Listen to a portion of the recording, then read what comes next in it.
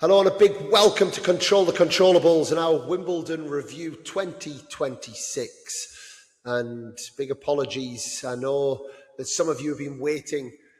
We normally get these done a couple of days after the event.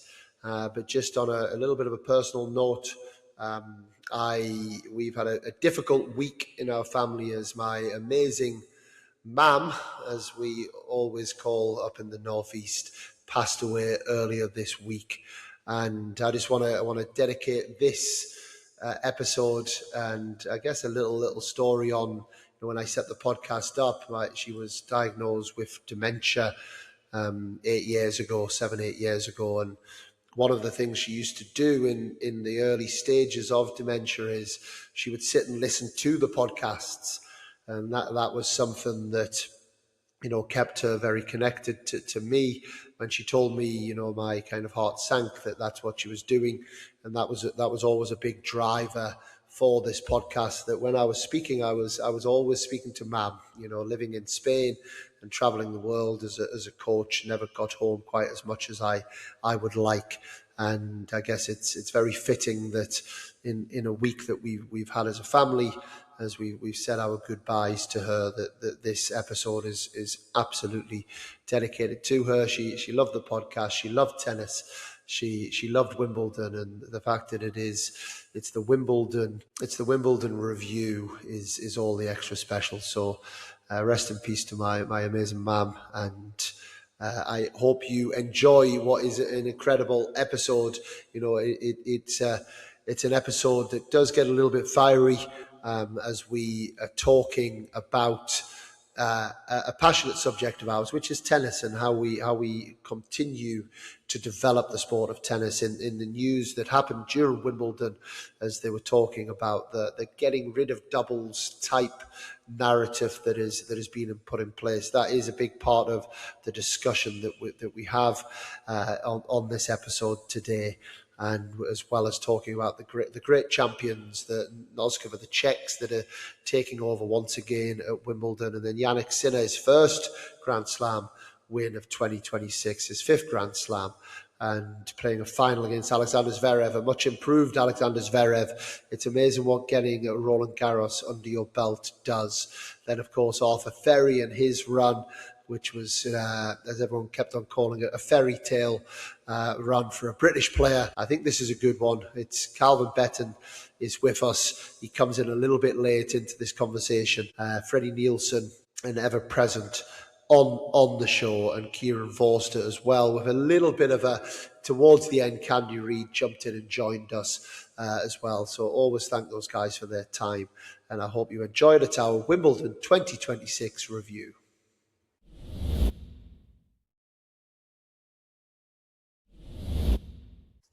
So Wimbledon 2026 review, panellists. How are we doing?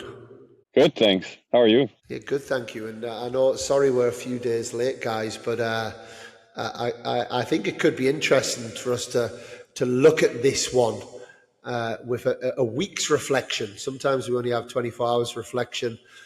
Looking back on Wimbledon 2026, where we're going to start, Fred? I think my takeaway is a little bit the same from French Open. It seems like the ones that have been dominating are starting to maybe show a little bit of weakness and running out of steam, and it's going to open up for a little bit we talked about it in Paris, the Wild West with results, and it makes it a little more interesting, and on men's and women's side. So it seems like the days where you go into a slam and basically all the matches are open are coming back.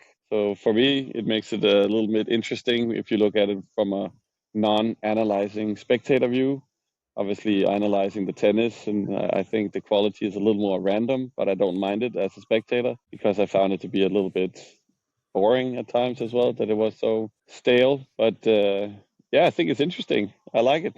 Even on the men's side? Yeah, I think Sinner didn't look great. I think he got away with a few scares. Obviously, he played his best tennis when he needed to. But my takeaway was he was such a big favorite in Paris and in Wimbledon, and he had no physical scares in Wimbledon, but I wasn't convinced by his tennis in the first few rounds. He got away with a few, and it left me with If I were another player, I would be thinking that he might be there for the taking, even though he ended up winning. And I think if a guy like Zverev is starting to make Wimbledon finals, I think he might be going into a few years where he has his best years, and he could be potentially disrupting the top two a little bit if they continue showing.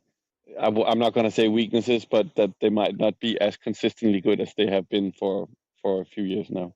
And Vozzi on Sinner, it is his first Grand Slam title of 2026. I think we've talked about his dominance, but he hasn't dominated certainly the Grand Slams. I know he has the Masters 1000s, and I think that's an interesting storyline to look out for the rest of 2026. Can he win all of them this year? I certainly think he'll be trying to give it a good go. But what makes him so good? Because Freddie used the word boring there. I've used the word boring. It's not a diss of Jannik Sinner.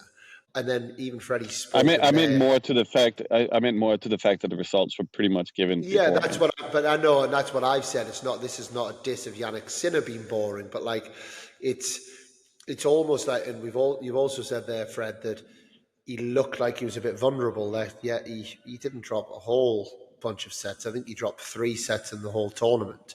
But he won his first round in 5 sets. It was down 2-1. Yeah, but but my point is, what is it that makes him so good, Vozzi? Because even when we're talking about him not being at his best, he's still come away winning Wimbledon. Yeah, I mean, obviously, I think your great champions know how to win when they're playing badly.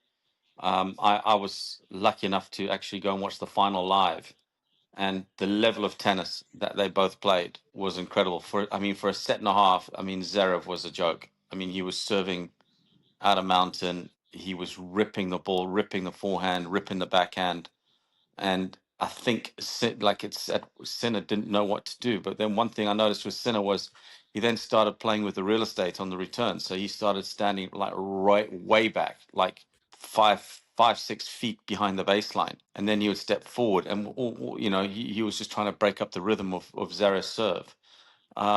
He was just his quality of shot, like his lateral movement, his quality of shot, like the way he hits that forehand and backhand, and the way he just dominates in a rally, like standing so close to the baseline, forcing the player back. He mixed it up a lot to Zverev's forehand, and then Zverev started making mistakes. He mixed up the drop shots, and then obviously he served incredibly well. I thought the standard of tennis in the final was exceptionally high, and he saved his best tennis till last. So having seen it, he struggled at the start of the tournament, but that center court is very different on day 13 than it is on day 1. It was greasy, it was slippery, and also Kekmanovic is a tough player for him to play because Kekmanovic plays fast as well, and he hits to a certain degree similar to Sinner in terms of the ball flight, but Sinner's just a better tennis player. So it was no surprise. I think one of the big things for me is actually what Freddie said was it was going to be the year of the Brits, and he started with 0 for 10 on day 1, so we were having a laugh on the group chat, but actually what Arthur did was incredible. So I think who won men's doubles? A guy called Henry. Oh, right. Yeah, a guy called Henry Patten. But that's another conversation we could talk for ages about on it wasn't doubles. A vintage call. It wasn't a vintage call, but I will say that the Brits still had some of the best results they've had in a long time, and I wasn't there for the tournament, but surely it was a big story that Fery was doing well. Yeah, it was huge. It was huge. It was in the manner he did it, in some of the results he had along the way, especially down against Bergs in the 4th and the 5th. But I think the match against Dimitrov, I think it's fair to say that Dimitrov choked. 3-2 up a break, 4-3 up a break. And the 4-3 game that Dimitrov played was atrocious. It was horrendous. But that's not taking anything away from the performance of Arthur and what he did in order to get to where he was. And Zverev was a better player in the final, but in the semi-final. But his feeling of belonging and knowing that or wanting to be there, I think he has great that self-belief. So it'll be interesting to see how he is for the next year because he's got a free shot at it for a year. He's going to be in all the big events, and where the players now, obviously will pay more attention to see if they can work out how to play him and what they need to do. But I think he'll be fine. I think he'll be fine up there. Yeah, I mean, I think Caboli, it was interesting. Caboli obviously had the word on Fery is get after his forehand, right? He's got a beautiful backhand. He times the ball fantastically well. And Caboli was looking up at his box and saying, the old classic tennis player one, he was serving to the forehand and Fery was just hitting forehand winner after forehand winner. And it was like the old thumbs up to the box. Yeah, good one. Yeah, good one. Yeah. Like the old classic that tennis players do. Now, I mean, I think just a quick one on Fery, but I do want to bring you back because I want to ask you, Vozzi, in particular, something about Sinner. And then I want to just have one quick conversation about Zverev as well before we fully move on into kind of the rest of the tournament. But, Fery, I think the most impressive thing for me is how he produced in the moments. I think where Freddie, where we've been used to the great losers, we're good losers at Wimbledon, the Brits. Obviously, taking out Andy Murray, taking out Tim Henman and the players that, have been kind of pushing to win the events. These kind of lower ranked Brits over the years have traditionally had these incredible matches at Wimbledon where they've lost 7-6 in the fifth set, or they've had a match point and then they've lost. Goran Ivanisevic has served a second serve ace and it was just a heroic loss, or Barry Cowan playing against Sampras and went to 5 sets. Or that we're good at that. We've done that. Whereas Fery came out of a couple of matches and against Bergs, he was actually 2-1, 4-1 double breakdown. Yeah, and he was also then 4-1 down again in the fifth set. So the fact that he turned those matches around, and the same with Dimitrov, turned those matches around and was able to just stay composed on the biggest of stages, in the biggest of matches, and wasn't content just losing those matches, I think says so much about Arthur Fery and what he's got to bring in his future. And I think he probably is a legit top 50, 60 player in the world. Is he a legit top 20 player in the world? I'm not so sure about that. But I think he probably is a legit top 50, top 60. You follow his story, you see the way he's gone. He was probably ready to go pro when he was younger, but decided not to because he's got his head on his shoulders. He wanted to go and go to Stanford and experience the US college life. Now, this is good timing that Calvin's come in, and a big welcome, Calvin Betton, and a big congrats again from all of us on this guy just kind of mopping up Wimbledon and Grand Slam titles. And I'm sure we're going to get to plenty of doubles discussions in a bit, but I was actually about to throw it to Vozzi because we were talking about Jannik Sinner, Calvin. I remember you saying about a year or two back on here that Jannik Sinner is not an elite mover on the court. And I wanted to throw that to you, Vozzi. We were talking about Sinner because I don't think we often give Sinner the credit that he deserves. Like he served beautifully in the final, and he serve is much more elite than we often give him credit for. What's your take, Vozzi, in terms of Jannik Sinner as a mover on the tennis court? His movement and lateral movement, it's like, I call it flow. Like it flows like water. He has unbelievable balance. He doesn't give any real estate away on the baseline when he's in a rally. And yeah, I think he moves. I think he moves exceptionally well. I think he can get better maybe at the moving forward, but his lateral movement and ability to get defense into offense is incredible. The amount of times that in that final where I watched, you think Zverev has him, and then he just turns defense into offense just based on what he can do. He's also really, really low, so he stays very low on the court on the baseline, and he has very wide base, and his lateral movement is incredible. How's it going, lads? Glad to be on. Blah blah blah. I should clarify that I said I didn't think he was an elite mover. I thought he was a good mover. Now I'll say a couple of things there that I think since then I actually think he's improved greatly as a mover. But I think what I was saying was like in terms of like if I put in people like Djokovic, Nadal, Federer, peak Murray, as the real elite movers of the generation that I've just watched. I'm still, I mean, Vozzi's line of work, he'll know better than me. I'm not sure he falls quite in that category of the very truly elite, but he has certainly proved me wrong, and that he started moving a lot better than I thought he was capable of. Yeah, I mean, watching him up, it's incredible. I don't understand how those little skinny legs can do what they do. It's incredible. I mean, I just like, wow. You know what, his ability off the backhand side when he's pulled wide, how he hits that with an open stance, but is strong. He holds it strong, you know, so he's strong in the core and then able to recover is incredible. Send your I kids to think the ski slopes, folks, huh? that's it, mate. That's it. And the other one before we do move in, so Carl, we started off. We actually started a bit later, so you're not too far away. So thanks for jumping on. But Freddie, I'll throw this to you as well. But I'll also use it. The thing Calv is made for podcasts because he does have comments that kind of stand out. You know, like it's like so. I also obviously Calv's been quite outspoken on Zverev over the years. You know, and I think we all have to a degree, and I think the whole tennis world kind of saw him as this basically choker, right? He was someone who was a choker, didn't, you know, second serve let him down for a long time, ability to kind of hit his way out of a paper bag on his forehand side, you know, under any kind of score stress kind of went away. But it just felt to me that we had a different Alexander Zverev at Wimbledon this year. It felt like Roland Garros had kind of added a couple of inches to his better be careful what I say here. A couple of inches to his height and a couple of inches to his chest as well. Almost there was a little bit of more of like, and I think, you know, Darren Cahill said it after the final as well.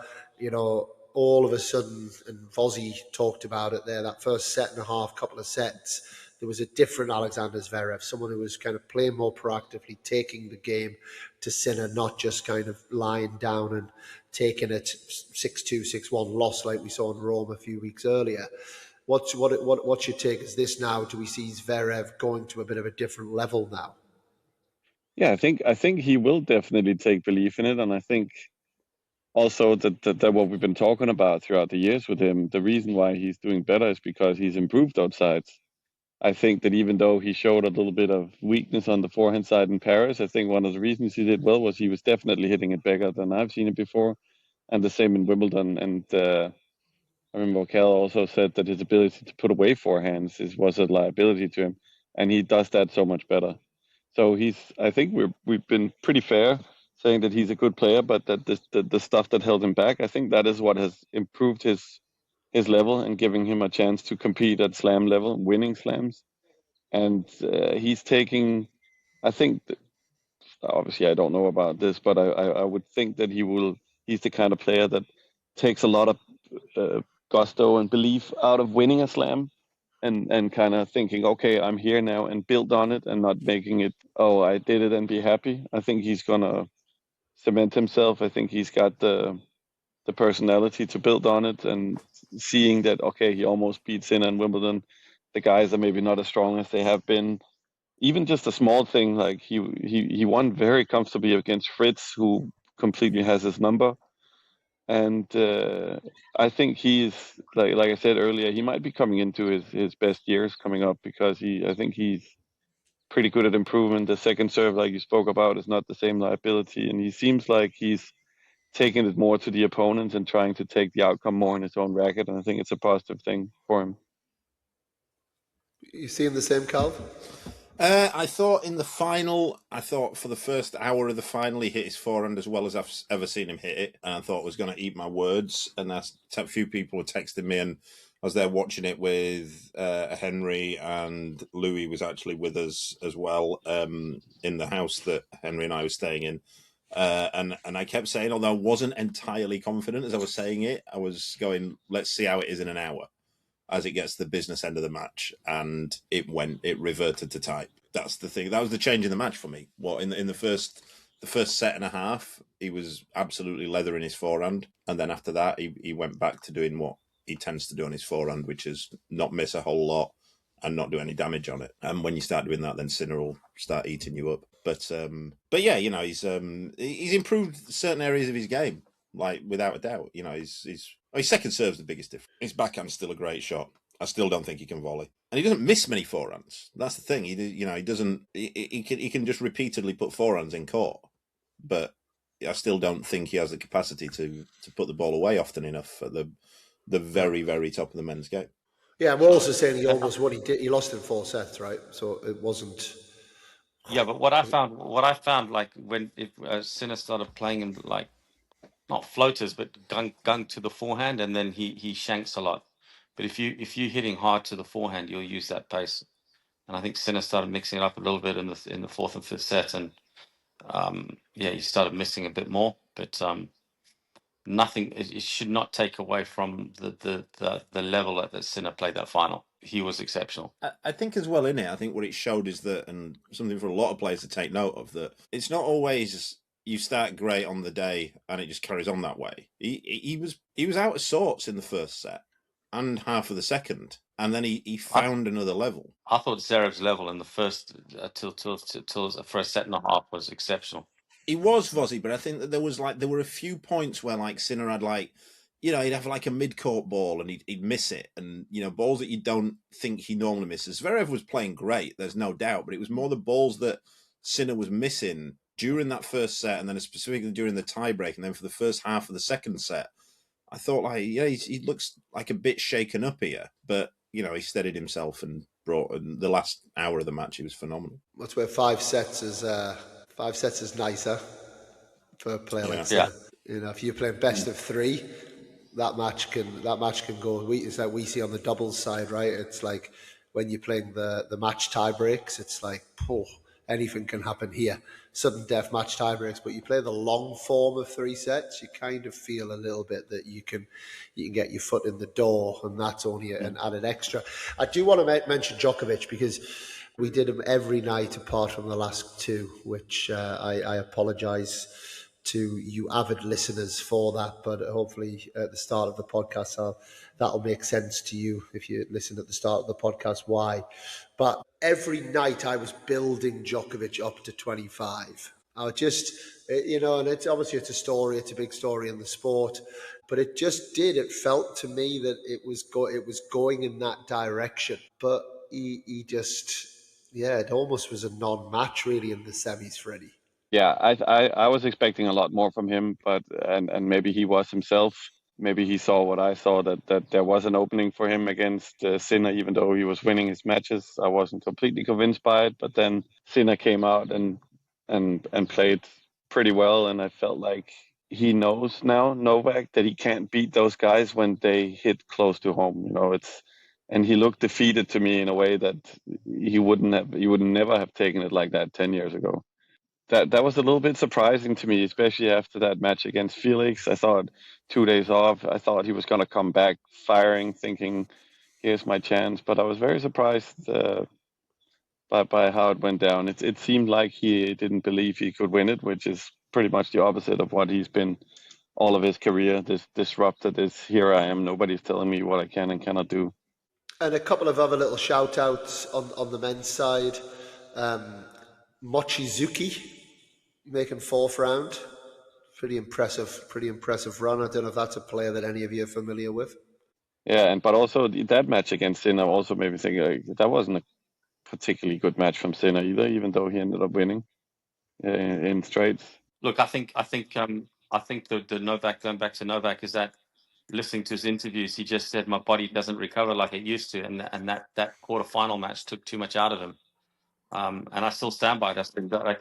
If you've got Novak playing 2 matches a week, he's top two in the world. But he just, I can't see him doing it anymore. It's just too tough. It's he said it's a biological age now that it's just taking too much out. Yeah, it certainly looks like it. When you watch, have you guys seen the Nadal Netflix? Yeah. Doc, like when you watch that, I actually watched it on the flight yesterday. It was like that was ages ago when Djokovic was doing all those things. It was a long time ago. Like when you it puts in perspective the age, I think we hear an age and we hear, how old is he now? 38? Is it 38? 39? 39. 29. Yeah, 39. We hear 39, but then when you actually put the perspective on what 39 means, and he's playing these like unbelievable matches in this period, like around 2010, 2011, we're talking years and years and years and years, like what that takes out. So when you looked at it, and this is incredible. Since Roland Garros 25, Calv, I don't know if you know this. So you've got Roland Garros 25, you've got US Open 25, and then you've got the 3 slams that have happened this year. How many other tournaments has Novak Djokovic played? Oof. Since the US Open 25? Since Roland Garros 25. Since Roland Garros 25. Right, so he played Wimbledon. So he's played 5, so we're talking 6 slams. Yeah. So he's played 6 slams. Right. How many ATP events has he played in that time period? Right. He played Shanghai. Yep. He played Athens. Yep. Randomly. Didn't play Turin. He played Indian Wells. Yep. Didn't play Miami. I don't know if he played another clay court tournament this year. 4. Yeah. He's played 4. Yeah. 4 tournaments. So like this undercooked thing, he's been doing this for like a couple of years now, where it's like he just plays the slams. Yeah, I mean, it's a strange position he's in now as well, because when he plays the slams, like the level is still there, but he's almost not playing best of 5. If he has got any chance of like winning another, I don't think he can go 5 sets in any match. It's like he has a finite amount in the locker, and it just takes too much out of him. The match he lost this year's Wimbledon in the match against Felix, in that even though he won, he actually lost, I think. Yeah, even the 2 days wasn't enough, was it? Yeah, it's just not, as all of us know, it's just not at that age. Like, it's like you need a bit longer, don't you? Yeah, but I think also maybe I'm ignorant to this, but it was also a late match, so you would have gone to bed late. Maybe if it had been early in the day or something like that. None of us got Nosková right. What's wrong with you guys? I wasn't on. I didn't pick, so I would have picked Nosková actually. Hey? Like, come on, Vozzi, eh? What's your deal? Yeah, but what's your deal, Dan? I mean, she wasn't one of your 45 names. I'm sure I mentioned her at some point over the last 6 years. Right? Yeah, exactly. I'm sure we can find a clip of me mentioning Nosková. I mean, she's actually someone who I've scouted. Emily used to mention her a lot. She did. Emily mentioned her a lot when she was coming through. But she is someone who I've scouted a lot because the girls have played her a lot in doubles. And I watch her and I'm like, I mean, she hits the ball beautifully, but she looks so unbothered with playing tennis every time I watch her. I'm like, what is going on? But what an effort that was in the final, by the way, Vozzi. I mean, 6-2, 5-2 up to have all of those match points. Talk about like the definition of head in the shed. Like the towel was over her head. She was completely gone. We all know that feeling. We've all seen players with that feeling. And you're thinking, oh no, how is she going to get over this? This is horrendous. And then she's come out and she's stepped up and won the 3rd set. Yeah, and she was match points down against Rana Kristina in the 3rd round. 3rd round, 7-6 in the 3rd. Yeah, so she's had some adversity to deal with. But yeah, great effort. I saw bits of the final. Great serve. Yeah, it's one of them that been able to turn that around. Well done to her. I did like Muchová. I like Muchova's game. I think it's well suited for grass. And a good effort by her, by the way, coming down from 6-2, 5-2. But yeah, well done to her in the end. Wimbledon champion. Not too sure how the All England club are going to approve of a full member with a ring through her nose, but that's neither here nor there. But yeah, I mean, it was brilliant. Well done to her. Czech tennis, Freddie. I mean, I think it's 3 out of the last 4 champions, women's champions. Absolutely. My takeaway from my being being a national coach and stuff, I'm thinking, why, if Nosková can win, and let's get Clara on there as well. That's my takeaway. I mean, it's if players like this start to win, why can't Clara? That's my takeaway. But yeah, you're right. Czech tennis, they just keep making each other better. And I agree with you, Vozzi. Muchová is a great player. I was very surprised that she didn't win, especially coming through that semifinal. But maybe there's something personal there. They're great friends, and it's always weird playing your friends. I'm sure it's even weirder if it's in the Wimbledon final. I haven't really played many of my friends in bigger events than the club championships or something like that. So I'll just, on that one, that was something quite interesting. I'm not convinced that they are actually great friends, because at the Wimbledon final, she even kind of suggested so, because Marcus Buckland, who's hosting, kept referring to playing your great friend, and Nosková sort of, I don't know whether it's a language barrier thing or what, but she kept correcting him to, well, we know each other very well. And I think it might be, I'm not saying that they don't like each other a lot, but I think it might be one of those, they're both from Czech and they've played doubles together. And it's a better narrative, and it sounds it's a better sell for the story for the neutral fan who might not be completely into who they are. Yeah, it was interesting though. She didn't let it go with that. She was like, well, then, she said, like, what was the talk after? And then she goes, well, she hasn't spoke to me since the match. So hopefully she will. It's the narrative, isn't it? I certainly haven't seen them hanging out with each other at tournaments. It's not. I think that was as she said, wasn't Muchová said the ex-friend anyway, I think was what she said after in her speech. And then obviously just a couple of other mentions, certainly on the women's side. Sabalenka, first time out of 14 Grand Slams that she's not made the quarterfinals, losing to Osaka, who made her first ever Wimbledon quarterfinal. Not that I'm asking anybody to start changing coaching teams because you're not getting the results that you want, or you go through a little bit of a period. But I guess the media, not that we're media doing a podcast, it's the sort of questions that people start to ask. Maybe Calv, Sabalenka seems to have had a little bit of a glitch over the last few months. She doesn't seem to me somebody that's overly happy when she's losing. Do we all of a sudden see her throwing her toys out of pram and changing her coaching team over the next few months, or is this just a little glitch in her year?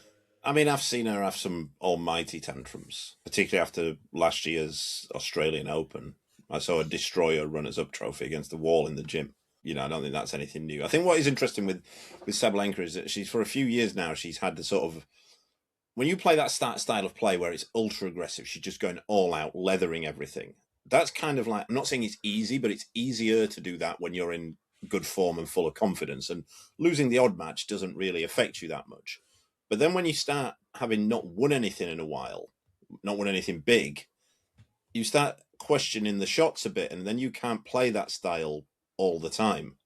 And I kind of think that's where she's at. This is the style of play she has, but she doesn't have the unwavering self-belief, I don't think. She's still a very confident player, but it's not that unwavering self-belief that she previously had.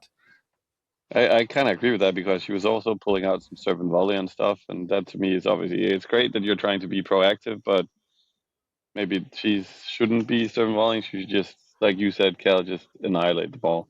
Yeah. Is the bigger issue right now Iga Swiatek, Vozzi? The coaching change hasn't made any difference to her, it seems. I don't know. I mean, I don't know the answer. I mean, I think there's been some strange ones. I thought Felix has changed as well. Medvedev changing as well. I don't get those two, but Lehechka too, right? Yeah. I think, Vozzi's tucking into what looks like a fantastic ice lolly there. That's right. But he wanted out of that question, didn't he? Just as he tucked in, and he was just like, "Yeah, whatever, psychologist, and then get me out of there." I think as well, one of the things with Sabalenka is, like, and again, like, I might be completely speculating here, but she's had quite a lifestyle change in the last year. So, like, you wonder whether the hunger is still absolutely there. I think the hunger's still there. But yeah, maybe, but then things have changed, though. It'd be miss of us to say, to pretend that nothing has changed. She's not. Listen, maybe she's always been she's always been independently wealthy herself, but maybe it's not entirely a financial thing. Priorities sometimes change. There's a lot of people in her team now. I do find that weird. Don't you find that weird with the singles guys now? They've got like 2, sometimes 3 coaches. I just wouldn't fancy it, me. They need more. They need more money. We will get onto that. Maybe that's why they need more money, to be able to bring in all of these extra coaches. We are going to jump into a topic that I think all of us have strong opinions on. Vozzi, I actually don't know your stance on it, which could be interesting for the sake of this conversation. But we spoke about it a lot on the daily pods. I know myself and Calvin have been on a couple of podcasts talking about it as well. I don't know if I told you, Calv, this. I think I did. I had Riley Opelka appeared in my DMs at 1 o'clock in the morning one night during Wimbledon. I had a big chat with Riley on this. There's obviously been a lot of conversation. For a lack of a better way of putting it, the ATP of proposing that they're going to basically edge out double specialists. Seems to be the process that they're working towards. The best way that I've kind of explained it in my head is some countries that want to get rid of smokers, they have the age of 19 smoking one year, then you have to be 20 the following year, 21 the next year, 22 the next year, until eventually nobody no one has the age to buy cigarettes. It's going to be a quicker process than that, but ultimately they don't want to have a pathway in for players to just be doubles specialists. Getting rid of jobs. We've had Henry Patten calling the proposals elitist and shambolic. We'll get to Henry's, what I thought was amazing speech that he made after winning Wimbledon, as well as what he said about his fiancée, which has gone viral as well. He's the heartthrob after what he said about his fiancée as well. I'm hearing green flags everywhere for Henry Patten on that. But I want to start with Vozzi, if he's not getting himself another ice lolly. Because I think me and Cal certainly are quite clear on our thoughts on all of this. But what's your take, Vozzi? Someone you've been around the sport for many years. What's firstly your understanding of what is being proposed? Because I think that's really important in this discussion. And secondly, what's your take on all of this? So I think my understanding is obviously that they're cutting the draws by half, and my understanding is that the player council were not communicating with the players in question, and a proposal was done by the board without proper notification, and so a lot of the players were hearing it like without being informed. So they heard the end result without the information being given to them. Now, look, I think I've spoken to a few people on the board. I've spoken to a lot of people, and I think the product needs a revamp. And you can't compare, for me, you can't compare Grand Slams with current ATP events. Grand Slams, for example, people are buying tickets for Court 1. And I know you put a tweet out on this, Dan. People are buying those tickets months and months in advance because they're going to Wimbledon, and they will happily watch whatever is on Court 1 on that given day. So they're not. Someone's not buying a Friday ticket at Court 1, going, "Oh, I can't wait to watch wheelchair tennis," or "I can't wait to watch whatever doubles put on there, or mixed or whatever." They're happy just watching that. Now, the problem you've got in any walk of life is that I'm going to try and articulate this as best as I can. If you're running a business, and let's just say an ATP 250 business, you as the owner of that event are surely not running that event to make a loss. So you want to look at all aspects of the business, like you would do if you're running your tennis academy. So you look at all aspects of the business, and you look at, okay, where can we cut costs in order to streamline our business? And so if the first thing is, okay, so let's look at the doubles. Well, let's say there's 16 people in the draw. There's not exactly, that's another 32 rooms, but let's say that's another 20 hotel rooms that we pay for because they're coming just to play doubles. Then the expense of having those players there, and then the prize money going towards. So if they would, okay, we're streamlining costs. Unfortunately, in the world we live in, redundancies are a strong part of what we do across all businesses. But it seems like in the world of sport, the word redundancy is not allowed to be used. It's well, you got to grow doubles. I think you've got to grow the sport as tennis, not just a specific within that. So I think, and then if you streamline it and you're still losing money, but you're finding that actually the doubles is now and then looking at that product. So for example, on that product at ATP events, let's just say you went down the college route where there's no warm up, your match goes on at 2 and you're playing one set, and on that set it's no ads, if let calls, blah blah blah blah blah blah. You know your timeline on the court is 30 minutes. So most college matches start at 2, they are finished by 2:30 in the doubles, and it's exciting. I've seen it firsthand. I've been at college matches, and I'm not saying that's the answer, but the product needs a revamp that is going to, and whether this is right or wrong, if all of a sudden you've got, say, Sinner and Alcaraz playing. I'm not saying they're playing better doubles than Henry and Harry, but you're gonna fill the stadium. Now they've tried the product, the mixed doubles product, and for me now Grand Slams are 3-week events. They're not 2-week events. So they've tried the product at the US Open. I think it was successful with the mixed, and then you've also got then another revenue stream coming in. Now I know, Calvin, you put something out there about Craig Tiley. Craig Tiley's never run a tour event, so he's talking from the pinnacle of the sport. It'll be interesting to see what he suggests about the products at Grand Slam level. So I think it's just can I ask you a question? Because I think there's a lot to unpack here, and I think these are good discussions. Part of me actually listening to you, as much as I do respect you, I think we're missing a couple of bits which we'll maybe get to. The starting points for these, because there's some assumptions that I think we're still making. But who have you spoken to on the board? I don't want to mention names in terms of that, because that's. But is this not the problem? Because and let me say this. This is where I think the problem is, or one of the big problems is. And by the way, Candy, hello and welcome. Hello, Dan. Hello, everyone. Hello.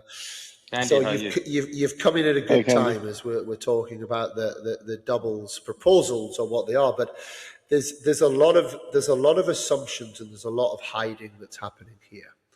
And let me just start off, and then please, I'm sure Carl, Freddie, Candy, you guys jump in.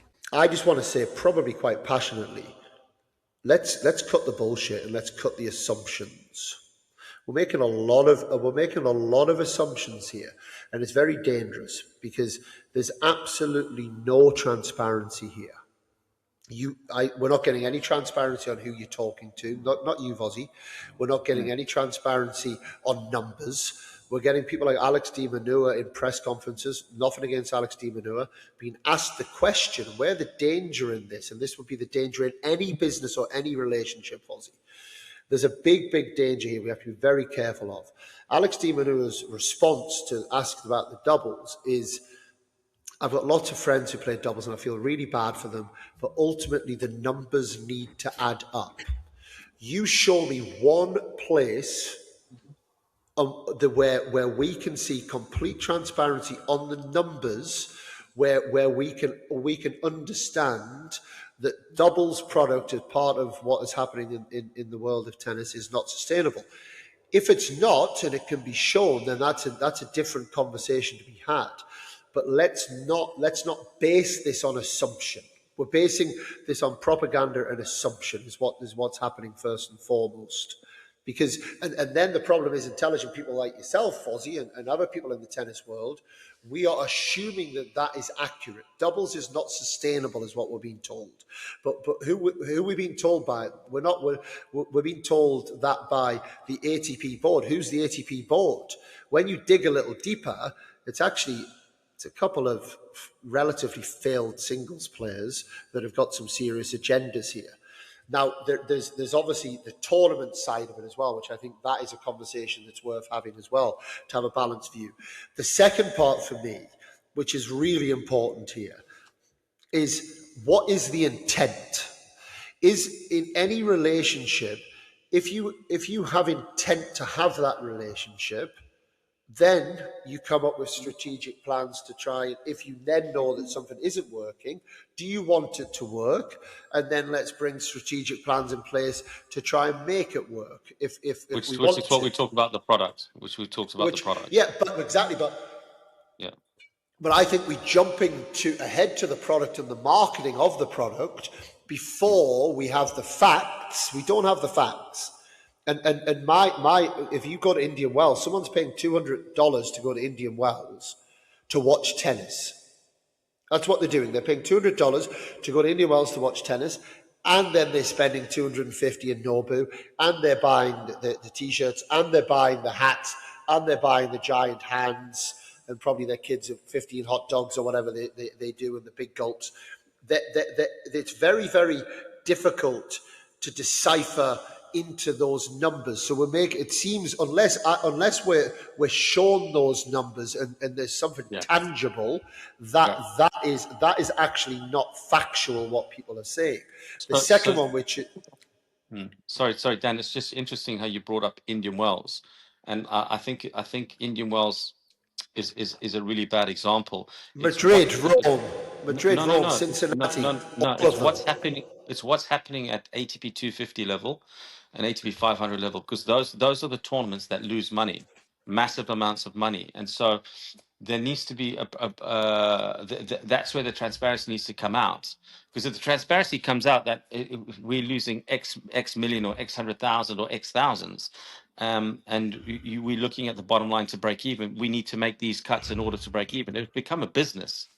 But I do agree with you in terms of the transparency, but you're not the Grand Slams and probably the Masters Series are bad examples. But we need to find out numbers of what's happening at the 250 level and 500 level, because like that is where I think there's a huge cost to the business, and whatever that cost is. I'm saying like if I said they revamp the product, they may even go, actually we got too many singles players. We need to look at cutting that as well. I'm throwing it out there as, but in life, unfortunately, there are redundancies, and in the world we live in today, it's really, really hard. And I'm not saying it should, but I'm saying it should be looked across the board. But there's always going to be the easy targets first. Well, where can we cut costs? And it's the same in business. Where can we cut costs as middle management? Let's get rid of middle management, and we're going to save ourselves, £1 million a year. So that's what I'm saying. So when you bring up examples, I think the numbers, and it would be great to get a tournament director on this pod who's a tournament director of, say, a Bustad, a Gustad, or the event that was in Tel Aviv, and actually they can talk about the numbers. Because when Wayne Ferreira was on the player council, I remember him saying to me, these guys lose money. It's just not sustainable. They're losing money every single year. It's not sustainable. And because this is when it came out that the players wanted more in prize money, and they're saying we can't give you any more. We're losing money. So I think what needs to happen, and the narrative of the conversation, and the key part of this is what is the vendetta? What are they trying to get out of it? And so if they're trying to eradicate double specialists, they better validate that reason and be very, very clever on how they're doing it. But if they're saying we are looking to cut costs, but unfortunately, the first people we're going to are the easy targets, which is the doubles. Calv? I think a few things on that, and Vozzi's put his point across very eloquently there. I mean, there's a couple of things I would come back on. Like one, I've got a Twitter thread. I'm sure everyone's seen it. I don't know whether Vozzi's seen it. Basically, Yeah, I've seen it. just and around about 70% of those videos are from ATP 500s and 250s. Like Barcelona, I've been at 2 years running. They have a doubles only court, always packed. Can't get on there. Bastard last week, I wasn't there, but somebody sent me a video and a picture of the doubles court. Can't get on the court. No seats available. The problem is when we talk about numbers, and I think there's 2 points to this. I've got a couple of points. So the ATP is not a business. The ATP is a governing body. Even though it makes a fortune, it's there to refinance, reintegrate that money into the sport. It made £52 million last year, or $52 million, one or the other. I can't remember what it was. The tournaments are a business. I have some sympathy there. But I fail to see where even if these tournaments that are losing money, and they're not losing, that you can shave the doubles off and it doesn't make hardly any difference. They're paying fortunes in appearance fees for singles guys. The hotel rooms is used as an example a lot. Doubles players, I don't know whether any listeners know this, doubles players get one hotel room for the duration of the tournament plus 2 nights. Singles players get 4 hotel rooms for the duration of the tournament plus 10 nights at ATP events. And we're talking about doubles players are the reason why these tournaments are losing money. If it's just doubles that they're losing and it's just hotel rooms, it takes nothing for the ATP to go, I tell you what, we'll cover those hotel rooms. And that's the only cost that it can be. The prize money is barely anything compared to, and they're not saving the prize money, by the way, so they can't use that. They're just reintegrating it. And that comes to my key point. And I know through the conversations that I've had with people and the conversations that Henry's had with people, and it's becoming more and more apparent, this business rationale is not the reason why we're doing this. It's really not. This is a transfer of wealth. The player council is using it in order to, because they don't want to have the conversation that they're having with the singles players. The ATP, the player council, don't want to have that conversation about percentage of revenue that the Grand Slams are having. So they think they're going to pacify them with, we're going to move the doubles on and we're going to transfer that money to the singles players. And that is what I find there is a great dishonesty in this. I think they're using the business. So is that the assumption, or again, lack of transparency from all parties? No, that is what that's part of common knowledge. No, that's common knowledge. That's part of the proposal. The money so basically that the player council are too scared to actually squeeze the tournament. Yeah. So they're just going, the easy way to do this is get rid of the doubles and transfer it over to singles. It's not even just that. It's not even just that, though, Vozzi. The players on the player council are the players who are going to benefit financially from this. So when you're asking the player council are going to vote on, right, what's the best for tennis as a whole for the tournament? And you've got the players on the player council, because it's specifically going to be reintegrated. That money that they save on doubles prize money is going to go to players ranked between 50 and 100. That's where it's all going to be reinvested. And the player council is largely made up of players ranked 50 to 100. And the players we know, the players who are ranked 50 to 100 on the player council, are the players who are pushing for this change in the extremity. So that's what it's becoming clear about. And the business element, as Kieron said, it's actually impossible. The idea that the numbers don't add up, and that's what really annoyed me when De Minaur said it, and when I think Taylor Fritz said it as well. And I know that the doubles players have specifically asked for the numbers. It's impossible. It's going to be impossible to actually get the numbers. Like, how much money does doubles bring in? Because, as Kieron pointed out there, it's mainly, we're talking about grounds passes here.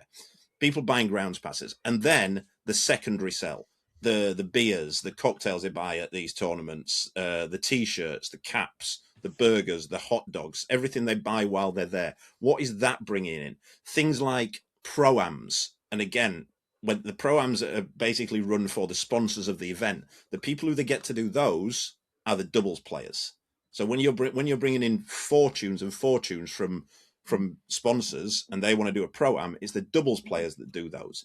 So I can't see any way that you're ever going to be able to say, this is what doubles brings in, this is what singles brings in. The only way you can actually tell that there's certain elements of singles, how much money do we make from centre court tickets? That's one thing. But the rest of it, it's just such a muddle, and it's because people are paying to watch tennis, and you've got to have tennis on the courts for them to pay for that. And unfortunately, with the nature of tennis, the draw halves every single day. You just don't have enough. There's not going to be enough tennis to watch. Come like in a 2-week Masters now. Just look at 2-week Masters. By the time you get to Wednesday of the second week, or there's only one Wednesday in most of these Masters, but by the time you get to Wednesday, there are only 4 singles matches, and that's in a mixed event. That's men's and women's. So all the 2-week Masters we've had this year, by Wednesday you've only got 4 singles matches, and you want to sell grounds. They all go on the centre court, and then you want to send grounds passes on those days. You're going to need some tennis. Where are you going to get tennis from if you're not doing this? And that's where I think that the business argument just doesn't add up. It's impossible to get the numbers. The ATP have been asked to produce them on numerous occasions, and they haven't. The tournaments, I do have a bit of sympathy with the tournaments directors in that they're losing money and that they're being told that this is the reason why. Although I think if you look at the serious where it goes on to things like paying for hotel rooms for the singles players and all their crews who choose to stay on when they're out of the tournament. I've been to tournaments. I remember a tournament last year, Francis Tiafoe had his whole team there staying for a full 10 days and he lost first round. And that's an expensive hotel because he didn't move elsewhere. Now, that's the kind of reasons why you lose money. But I do think, and I know that everyone on this side of the debate is quickly coming to the realization this has nothing to do with business. It's a transfer of wealth from doubles players to singles players. And let me just jump on that, Carl, very quickly, just to give this is Vozzi fact that it has been said, is one example that was given was by people on the board who are making these decisions. We can't have Cabral, ranked 20 in the world in doubles, making more money than Rocher, who's ranked 150 in the world in singles. That's not acceptable. And we can't have, and Riley Opelka said this to me, we can't have Lloyd Glasspool making more money than Darderi. So this is around. It's a personal vendetta It's personal. This is personal. That's what this is. And the thing that makes me sad on this is not there's bigger. The way that I also see this, like, and I know this is a big job, but like tennis as a whole, as a brand, as an industry, could be so strong together. But we've got 7 governing bodies that work separate. So we don't end up fighting the good cause of tennis and everything that can be done, the brand of all that, because everyone's looking after their own little part of that. But then you go down a step and you've then got the ATP working in silo on their things, but they aren't fighting those bigger battles of how do we, because if we take the whole ATP tournament structure and the 250s, 500s, that you might have some loss leading tournaments. So if we take like a clay court season, you might have 2 250s, a 500 that then goes into Rome Masters. Well, if they're all under the ATP banner, that should be working. Okay, you might lose a little bit of money in the 250s, but that's okay. The ATP is making up on that because they're making a shitload in the 1000. You know, like it has to be viewed a little bit more together. I don't know all of the details on this because it's not, the transparency is not out there. But it's like that. Rather than having that argument and that push, what we're doing is we're then going down and we're splitting the players up. And when that what this basically is, this is male ego. This is not happening on the WTA. This is male ego that is getting involved in this person shouldn't be making more money than this person. So we need to do this, and the transfer of wealth, like Calvin says. And these are the things that have been said. These are the reasons that are being given. And I'm sorry, I don't see that. Forget everything else. We surely in our sport want to be growing opportunities for more people, not taking it away. And it goes back to that same conversation. Like I remember I was listening to Steve Johnson and Isner, you know, they're talking about college places have been taken from foreign players. And actually Steve Johnson just went, well, the Americans need to get better. Well, on that argument, then Darderi, he just needs to get better. And then he'll earn more money than Glasspool. But his argument is that we can't have Glasspool earning more than Darderi. Okay, fine. Darderi just get better and he'll earn more than Glasspool. You know, there you can have that argument. You can counter that. Can I just come in with one last thing, Kieron? And again, I think this argument can't be made strongly enough that when we talk about sustainability, sport in general isn't sustainable. No sport is. It's paid for by the very top, and that's how it should be to sustain the sport. If you listen, there's about 4 players in the world who sell tickets, and they keep the sport going. Like Sinner and Alcaraz and Djokovic and maybe Zverev and, I don't know, Ben Shelton, people like that, are the ones who sell the tickets. Like, all due respect, and I'm not disrespecting him as a player or a person at all. Darderi doesn't sell tickets. So this idea that we need to move those guys on, Vic Capriva, Riley Opelka, they don't sell tickets. Even players like Tommy Paul don't sell tickets. People come to watch tennis and they like to watch them. But if you go in any sport, the Premier League pays for all of the football in Britain. Like that's what pays for football in Britain. You look at cricket in the UK, county championships, every single club loses money.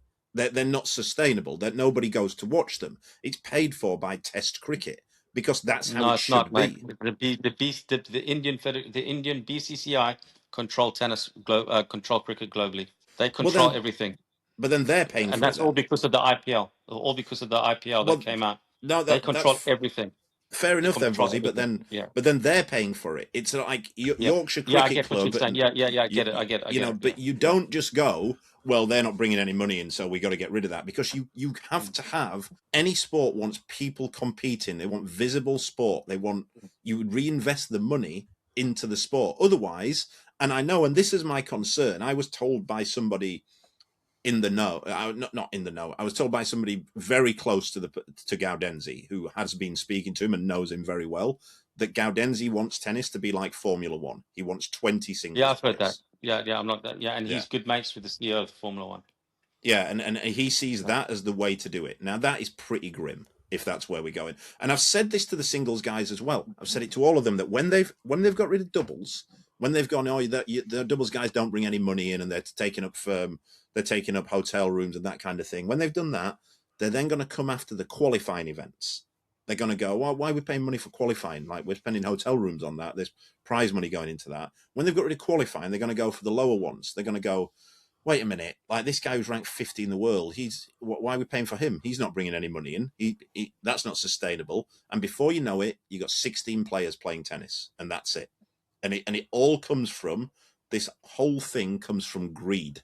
Because it doesn't come from a sporting sense, and like we say, there's no way of actually getting business numbers out of it. On that very quickly, and I want to bring Freddie and Candy in here, because they've had to listen to us harp on.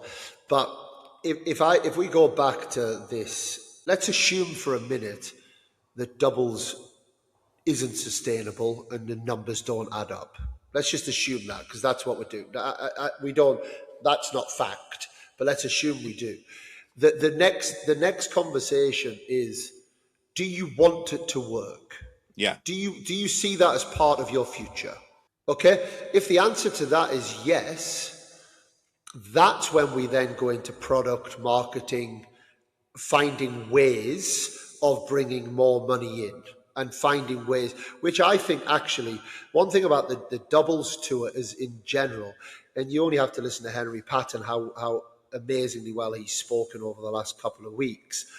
It's actually full of a lot of intelligent people that tend to have had college degrees and have been through, got quite strong backgrounds. So there's actually a lot of brain power and also a lot of passion power in the doubles world that would be more than willing to put their heads together to look to develop product and develop the marketing of that product if that was the factual situation. But you only have to see the way that the product isn't marketed, which it's not, or shown. You can't watch it on hardly any TV. You can't watch any ATP 250s anywhere. You can't watch them, not legally. ATP 250s cannot be watched legally.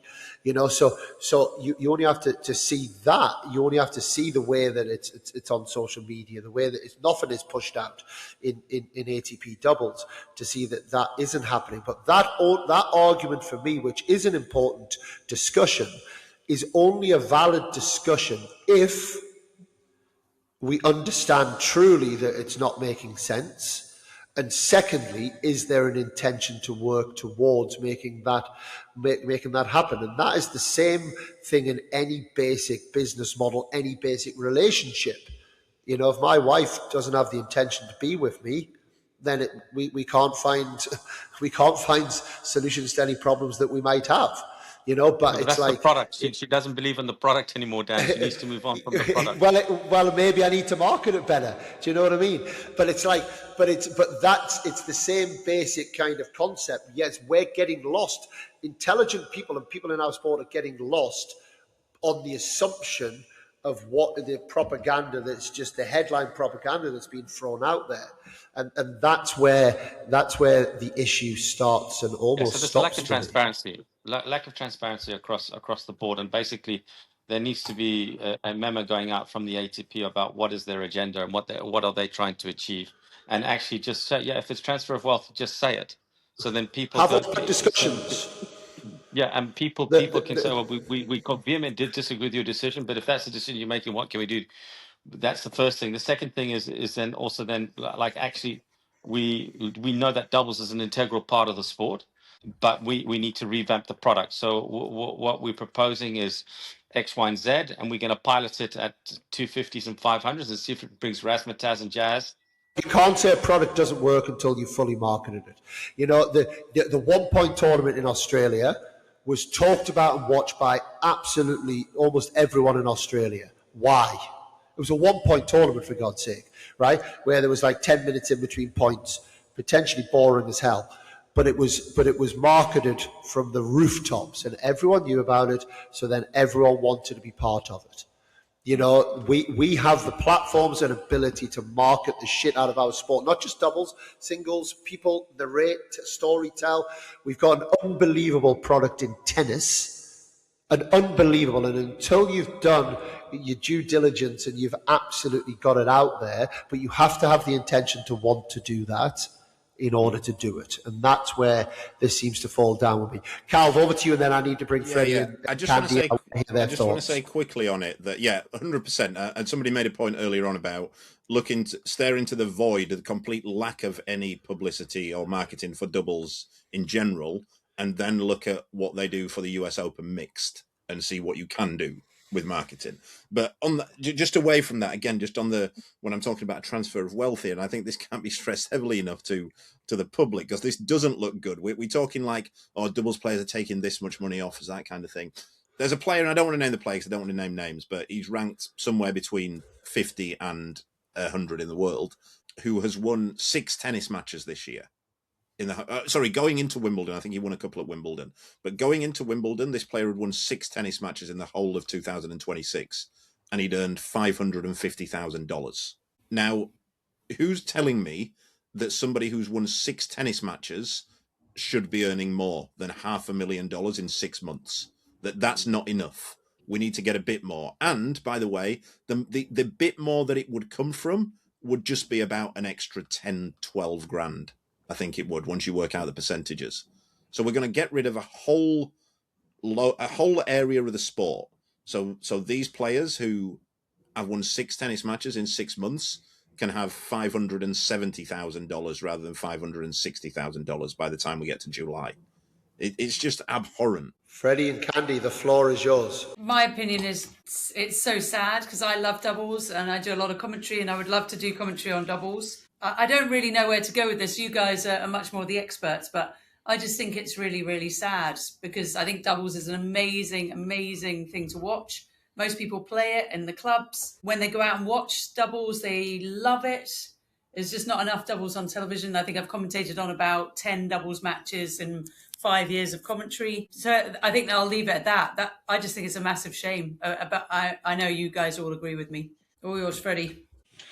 Yeah, well, this transfer of wealth, I think it's pretty obvious, because the whole proposition is they go from an 80%, 20% formula to 90 and 10, right?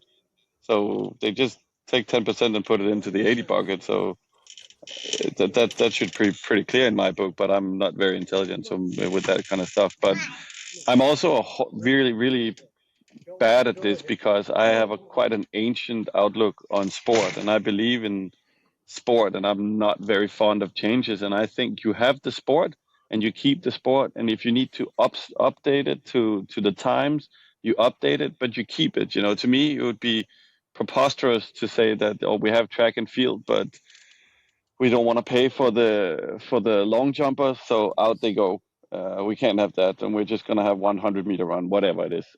To me, I think I get sad about the whole business talk of it because, yeah, you got to maximize the sport, make it possible for as many people to make as much money as possible within certain framework. And I think one of my big I don't dislikes about, for example, football is that they increase too much. It seems like in tennis they go the other way. They're decreasing and making it smaller and smaller, and whatever way it goes, I just don't like it. I think I'm also of the opinion that like I said, I was different. I never ever played for money. I never knew how much money I was making at tournaments, and I feel that out of principle that I want to keep the integrity of the sport and then lose money off it if it goes. And as it is now, tennis is doing quite well, in my opinion, and we can afford this.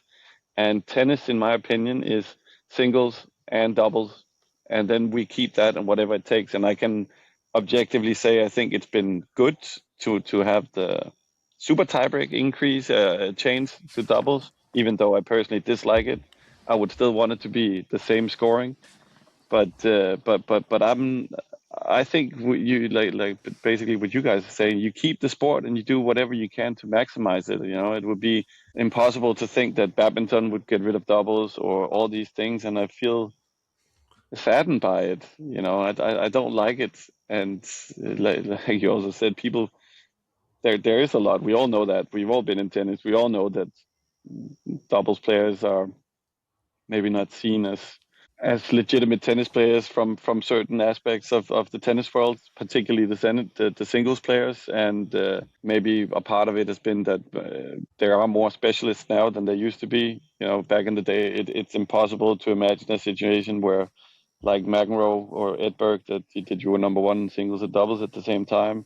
And most people, they want to become singles players when they start playing, but that doesn't really matter.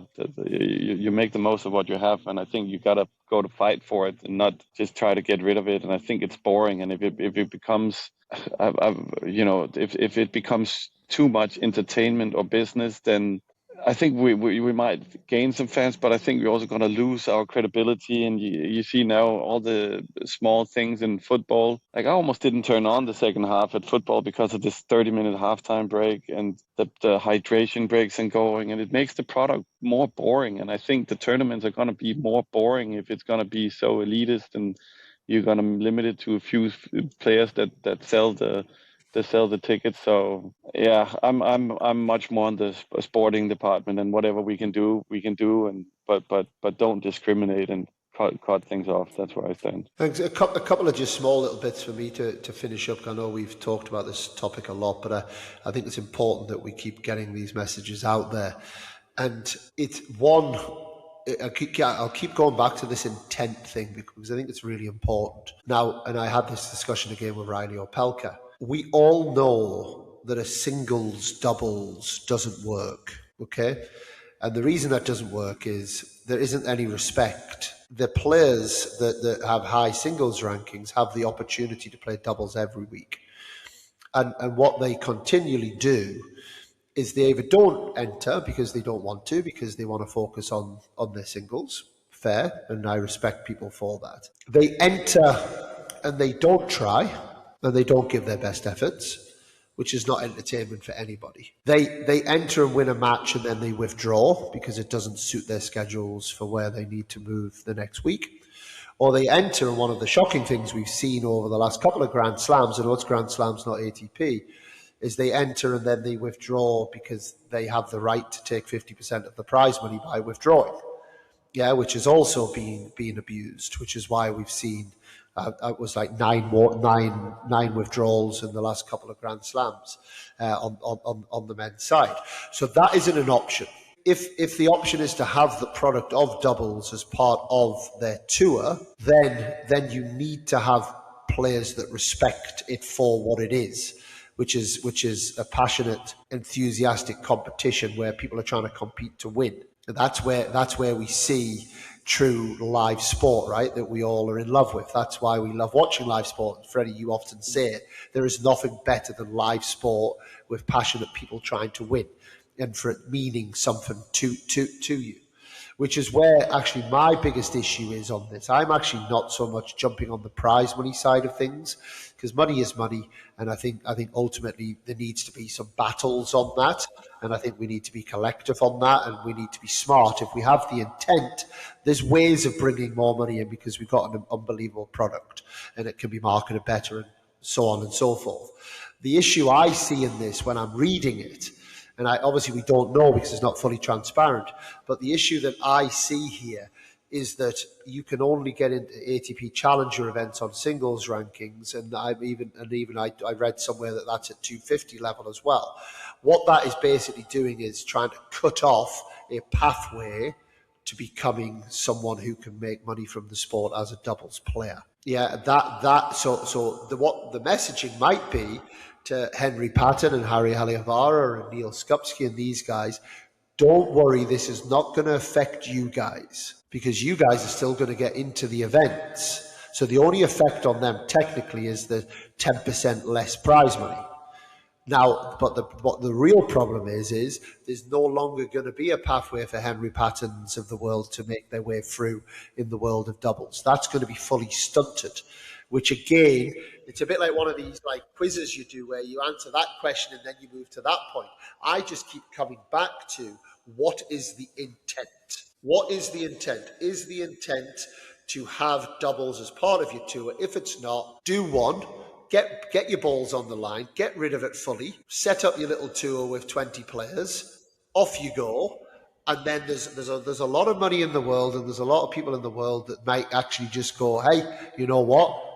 There could be another tour set up here, you know, and this tour can be set up for players outside of 20 or 30 in the world, and it will include doubles, and it's going to be marketed right, and it's going to be done in that way. Who wants to be part of that? You know, we'll deal with that if that comes. Or if the intention is to have it part of it, then everyone gets around the table and says, okay, how can we make this better for everyone? But let's stop arsing around and hiding information and having propaganda, and let's actually get those things out there. And I just want to finish this point with Henry Patten said it on centre court. We should evolve the sport instead of taking opportunities from it. And I think that's what we all want in tennis. Yeah, I think agreed. I think the biggest I think what the ATP are trying to do is I think when everybody as a young kid says they want to be a professional tennis player, they want to be a tennis player playing singles. I think what they're trying to stop is people waking up and saying, and I've never heard this because all the people I know who are double specialists are, I don't want to use the word, but are failed singles players that have found an opportunity where they can play another part of the sport and earn a good living, which is fair. And I think it's not very many business like sides where you have a second shot at your job and still earn money. Like if you're a bad lawyer, you can't find another thing in the law department to make money. And I think what the ATP are trying that I think what if they should just come out and say it. We're trying to stop the double specialist pathway. We want people. Vozzi, what are you talking about? What are you talking about? Most footballers start as a striker and then they move into right back, or they move into this, or you might have a sprinter that wants to be a 100-meter sprinter, then they move into being a long jumper or a triple jumper. People are moving on. The cricket players that want to play test match cricket, but they end up becoming. Why in our sport do we have this absolute disrespect? It's complete bullshit. It's full of entitled, arrogant pricks. I'm sorry. For some reason, we've normalised this disrespect and this degrading of players. I've worked with singles players and I've worked with doubles players. The singles players aren't working any harder. The preparation that goes in for matches is actually a lot more than I see from the doubles guys. Like, and the entertainment value, some people like to watch singles, some people like to watch doubles. But for some reason, in our sport, there's this degrading and disrespect for fellow professionals that completely blows my mind. Completely blows my mind. And this is this constant narrative that is being told, and some of us have started to believe it for some reason. How about just a bit of respect? Let's grow our sport. Let's give lots of opportunities. Let's like try and grow the sport together, and let's absolutely respect the people that are best in the world. Like Henry, do you know how hard it is to go on centre court and play a Wimbledon final? No, I don't. I've never done it. But I tell you what, fucking 99% of singles players have never fucking done it either. The ability to turn up, to go into the fire in those big moments. I've been around it. I've been around 6 Grand Slam finals as a coach. What they go through, their whole country watching, the whole thing. These are elite athletes. They're elite performers. And it's about time people started putting a little bit of respect, just like anybody in our sport deserves. And that's where I see a monumental issue in our sport, is this elitist, entitled bullshit by people that continue to come up with this narrative that they're failed singles players and that they're this and they're that. No, that's what I'm trying to say. But they need to come out and say it and be open and transparent. But this is okay, lads. If I could come in, I mean, everything Kieron said there was correct. And also what he said earlier on, and I know this because I've been relatively close to the conversations from people I've spoken to in the meetings. This is genuinely being pushed by 7 or 8 former singles players who think that they didn't make enough money in their careers, considering how good they think they were. And they're now saying, why is it that doubles players now are earning more money than I did in my career? I don't want that, and this shouldn't be allowed to happen.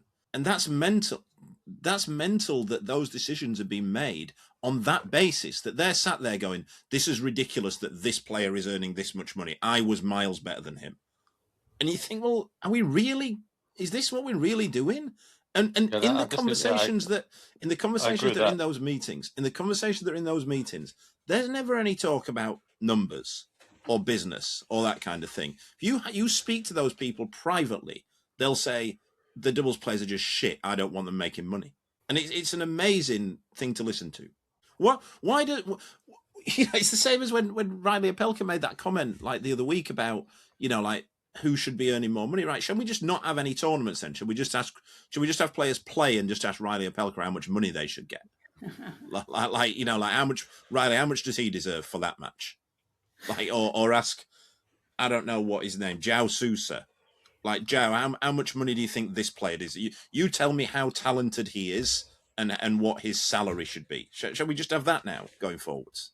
We're in a it's good discussion. Apologies for my swearing, by the way. I never normally swear on this podcast. But I am going to have to go, guys. I don't know how long you carry on. I think we all do. I think it's a good place. I think it's a good place to stop.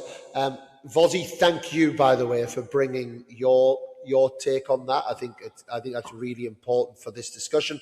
For me, this is really important that this discussion has lots of different lenses to it and lots of different sides. And like I say, all my passion comes from I just want our sport to grow. I want our opportunities to grow. And I'm talking about for coaches, for fitness coaches, for media, for there's a big old world of people that have dedicated their lives to this sport, right? It's in our blood. It's in all of our blood. We're here at whatever time, almost bloody midnight on a whatever night it is, Monday night. None of us need to be here doing it, but we're doing it because, well, you guys are doing it because you're good people and because we have a passion for the sport. And I think there's a lot of those out there. And I think we all need to just keep getting together and I want Riley Opelka to make loads more money. I want all of these guys. Let's keep growing the sport for every single person. So a big thank you, guys. You're all legends for continuing to give your time. And we'll be in touch soon because I'm sure we've got some tournaments around the corner. Top man. All Thanks, the best, everyone. guys. Cheers, lads. Good luck wherever you guys are going. Big Candy. Cheers, eh? Big love, guys. Bye-bye. Thank you. Thank you.